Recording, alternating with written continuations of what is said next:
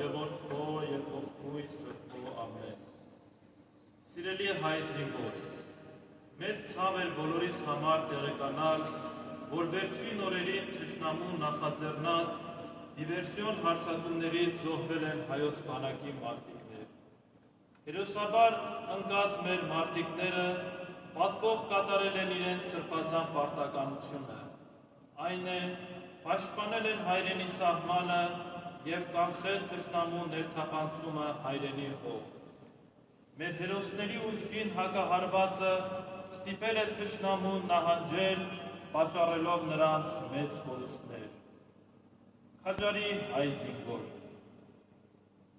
մեր հերոսների թափած այրունը ինքնին փաստ է, որ խաղաղությունը գին է պահանջում, և ցավոք այդ գինը հաճախ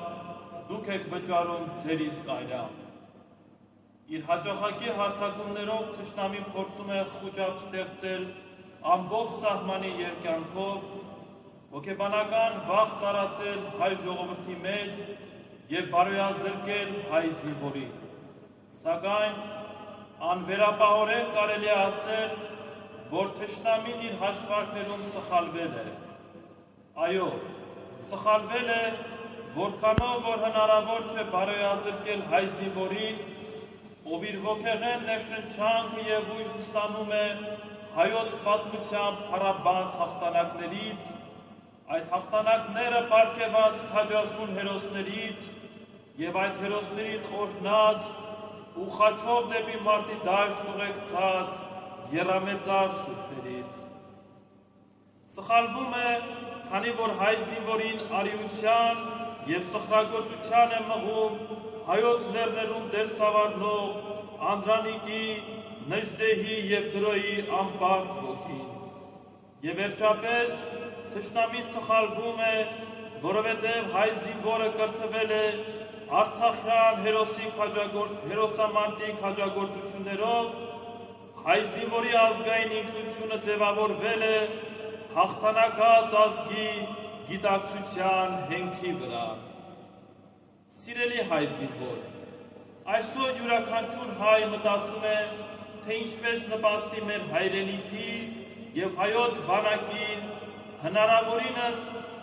արագ և անկորուստ հաղթահարելու թշնամու կողմից մեզ նետված այս մարտահրավերը։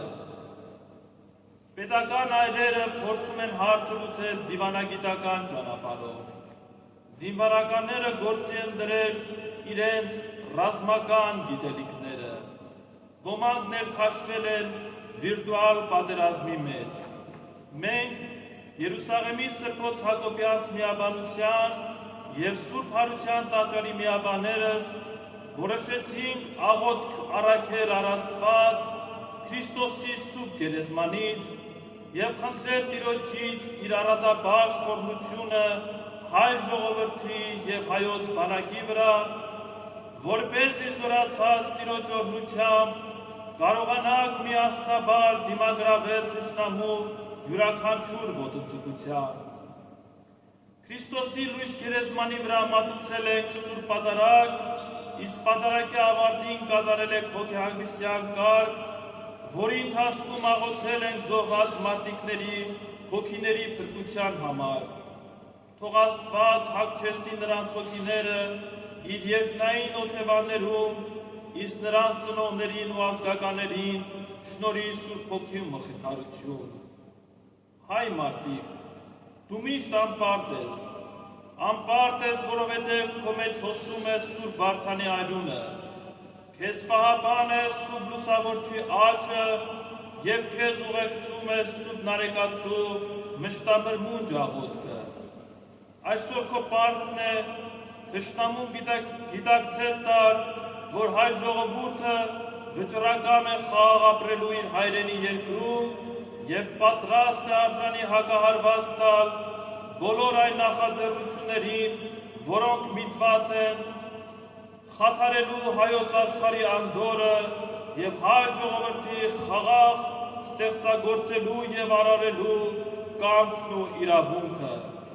Թշնամին պետք է մի անգամ ընդմիշտ հասկանա, որ մենք չենք ընկրկի ոչ մի որոգայթի առջև եւ իրենց նախաձեռնած յուրաքանչյուր նենք քայլ դատապարտված է ձախողության։ Հարկ ես հայ զինվոր, անսպար ուժ բասկիդ հարվածից եւ անընկրկելի կամ մարտական ոգուտ։